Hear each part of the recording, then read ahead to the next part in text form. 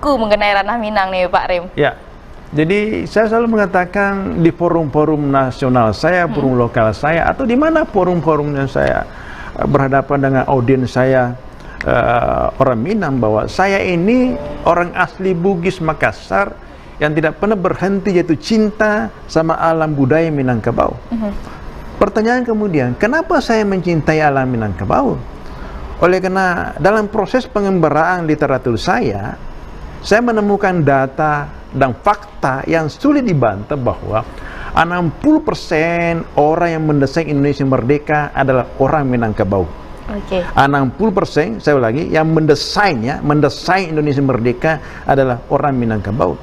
Bukan hanya itu, saya menemukan lagi data dan fakta. 60% sastrawan besar, penulis buku-buku fenomenal Nusantara adalah orang Minangkabau.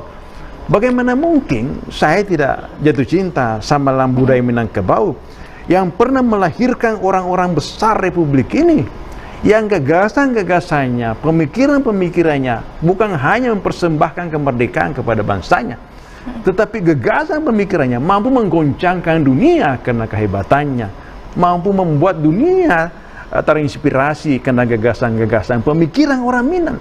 Nah, karena itulah saya menulis untuk membuktikan bahwa saya mencintai alam budaya Minangkabau. Saya kemudian menulis buku yang berjudul Generasi Emas Pemikir Gadang Minangkabau. Jadi data tahun 2020 sampai sekarang itu saya gali, dan setiap saya menjelajahi data-data itu, saya selalu terkesima, siapa sih tokoh-tokoh bangsa ini? Data-data yang saya temukan itu, kalau bukan orang Minang asli, pasti ada keturunannya Minang. Sehingga itulah kemudian yang saya bukukan. Orang pertama yang menulis Indonesia Merdeka 20 tahun sebelum kemerdekaan adalah Tan Malaka. Tan Malaka, betul. Orang Minang. Kemudian bagaimana Natsir mempersatukan Indonesia dalam musim integralnya dari RIS kembali kepada NKRI. Bagaimana kemudian Syahrir yang mendesain Sumpah Pemuda, Yaming menulis tangan teks Sumpah Pemuda. Bagaimana Rohana Kudus menjadi perempuan pertama membangun surat kabar Indonesia. Bagaimana kemudian Siti Manggopo, seorang perempuan singa dari Minang, yang mengatakan kalau kalian tidak mampu melawan Belanda, maka silahkan laki-laki pakai rok semua. Inilah kemudian yang membuat saya begitu mengagumi para tokoh-tokoh Minang ini.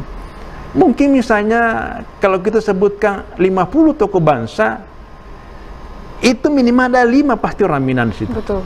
Nah, itu kemudian saya bukukan. Alhamdulillah responnya luar biasa.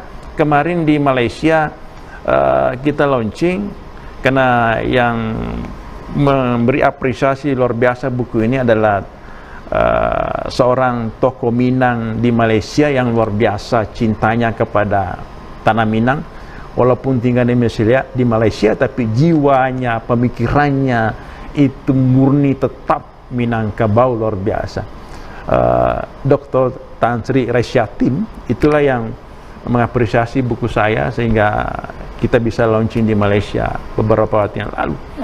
Buku itu mengulas semuanya tokoh-tokoh bangsa yang terlibat aktif mendesain Indonesia merdeka.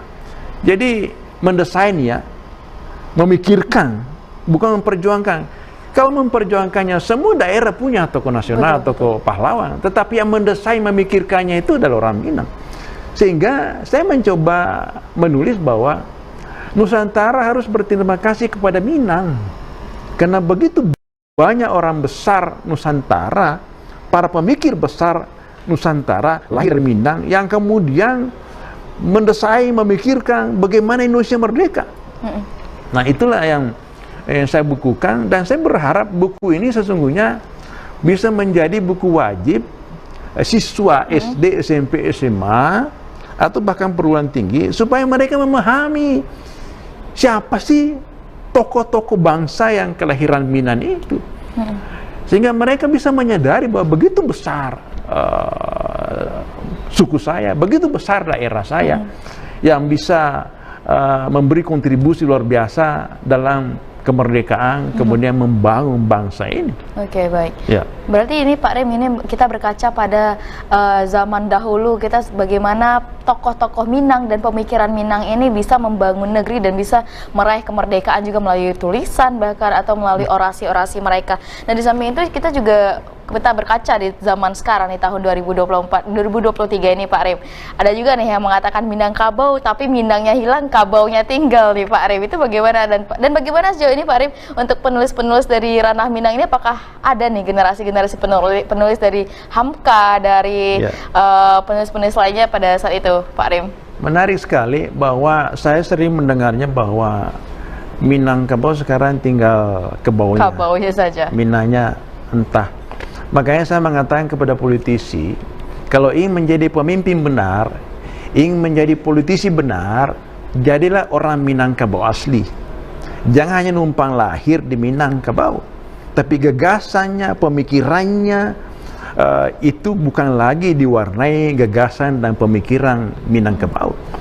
Belajarlah kita kepada tokoh-tokoh bangsa seperti Bung Hatta, Sahrir, Nasir. Mereka ada orang besar. Saya orang Bugis, tetapi banyak terinspirasi dari mereka. Bung Hatta mengajarkan saya bagaimana ekonomi kerakyatan. Agus Salim mengajarkan saya bagaimana berdebat di forum. Buya Hamka mengajarkan saya bagaimana menggunakan ayat-ayat Al-Quran dalam menulis buku. Rohana Kudus mengajarkan saya bagaimana menulis di media sosial. Dan begitu luar biasa. Mereka itu, tokoh-tokoh bangsa orang Minang ini hebat. Kenapa? Oleh karena saya temukan juga data yang menarik, perpustakaan terbesar, tercanggih, terhebat dan paling banyak di literaturnya di muka bumi ini, menurut saya bukan di Amerika, bukan di Eropa, bukan di Harvard University, universitas terbaik di dunia. Perpustakaannya tidak ada apa-apanya itu. Perpustakaan terhebat, tercanggih, terluas, terbanyak literaturnya itu justru berada di Minangkabau. Sehingga kenapa Minangkabau bisa melahirkan tokoh-tokoh bangsa yang hebat itu? Karena perpustakaan terhebat itu berada di Minang. Apa pustakaannya orang Minang? Alam Takamba jadi guru. Itulah penyebabnya kenapa Minang pernah melahirkan tokoh besar. Karena mereka konsisten belajar sama alam budaya Minangkabau. Mereka konsisten besar di surau yang kemudian mereka melakukan pengembaraan ke beberapa negara, beberapa kota untuk mematangkan jiwa mereka. Sehingga mereka adalah manusia-manusia pembelajar. Nah sekarang saya lihat, maaf kalau salah, sekarang saya lihat sudah jarang ya Pak ya? Sudah jarang kita bisa menemukan atau mungkin benih-benih lahirnya Bung Hatta muda, Tamalaka muda, Sahrir muda, Natsir muda, itu agak susah kita temukan sekarang. Oleh karena itu begitu pula penulis-penulis yang pernah menjadi sumber utama lahirnya penulis Nusantara dalam Minang itu juga sudah mulai redup. Ketika saya ditanya kenapa harus ke Minangkabau, mungkin ada hubungannya dengan mimpi saya. Jadi mimpi saya waktu kecil hanya satu, ingin menjadi penulis buku. Inilah saya memahami kekuatan mimpi. Ternyata Tuhan mengabulkan mimpi saya menjadi penulis, lalu entah kenapa Tuhan menugaskan negara, memberi lagi tugas kepada saya untuk kerja menjadi pegawainya negara di Minangkabau sebagai akademisi. Apakah karena mimpi saya mau menjadi penulis, lalu Tuhan menggerakkan tangannya para pengambil kebijakan supaya saya ditempatkan sebagai dosen PNS di Kopertis Padang? Apakah berhubungan dengan mimpi?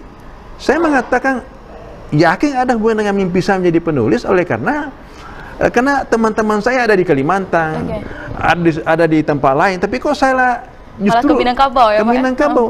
Saya baru sadar sekarang, karena mimpi saya itu mengenai Tuhan mengirim saya ke bumi tempat lahirnya bersemayamnya para penulis-penulis besar Nusantara, yaitu Minang.